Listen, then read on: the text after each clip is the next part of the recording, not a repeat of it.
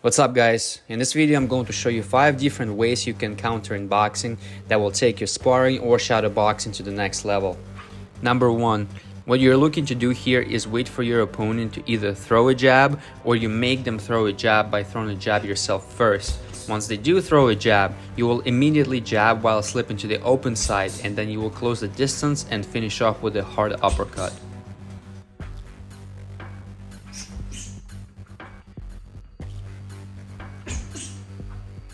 Number 2 is a very fun one because it can really frustrate your opponent. The idea here is that you throw your jab, and in most cases your opponent's natural instinct is to throw one back. So what you're going to do here is throw your jab, then parry it with your dominant hand, and then throw a cross right after the parry.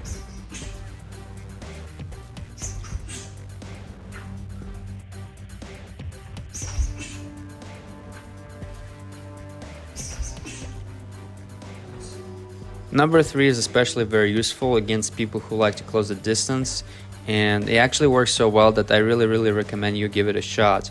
Basically, the idea here is that you throw your offensive shots from your defense.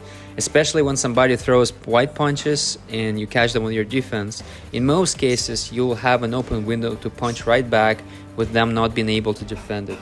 I really recommend you start practicing this because for this to work efficiently, you will have to have somewhat fast reflexes. And the only way to get there is to actually put in work. You can always ask your body to help you drill this in, or just do those during the shadow boxing.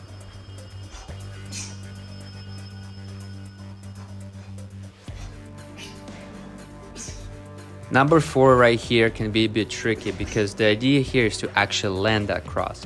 As you know, one of the most thrown combination is 1-2. So I have naturally been countering it by throwing a jab and then a cross as a step to their open side.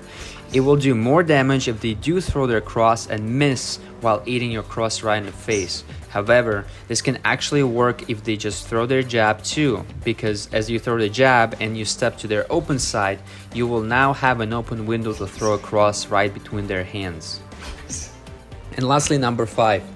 It's a very simple but effective counter punch.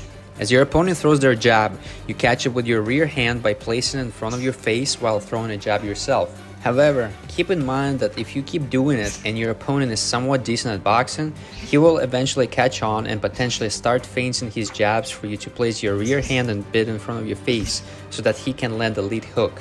So, this counter punch can work effectively, but it's kind of situational, and definitely don't keep doing it over and over again because eventually you will pay for it.